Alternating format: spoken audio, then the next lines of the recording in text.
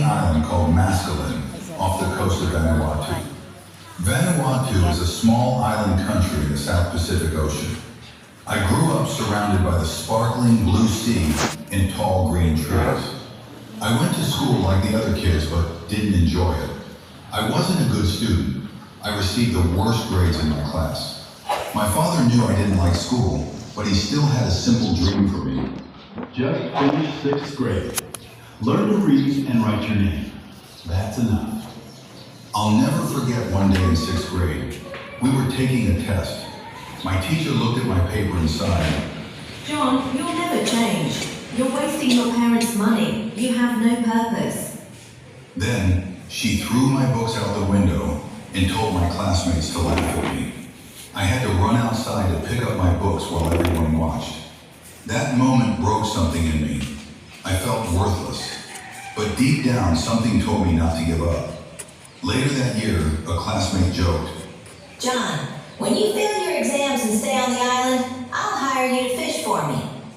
I smiled but knew I didn't want that kind of life. I wanted something more.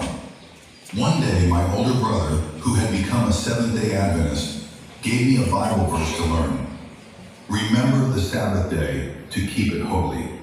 Exodus chapter 20, verse 8. That verse changed something in me. When I was 13, a visiting Adventist pastor held meetings on our island. I went, and his words reached deep into my heart. I decided to be baptized. Before the baptism, the pastor prayed, Lord, please use this young man in your service. After my father died, life got harder, but my church family helped me. And I began to help them by doing little things, such as weeding the church garden and ringing the church bell. Later, I became a church leader. In 2001, I moved to another part of Vanuatu. I joined an Adventist church and became part of a singing group. I shared my faith through music.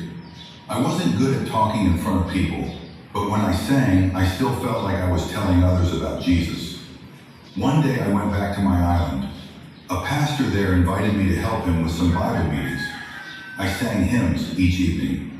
One afternoon, he asked me to visit the grave of Norman Wiles, who was one of the first missionaries to bring the Adventist work to our island. Standing by the grave, I prayed, God, I want to be a missionary too.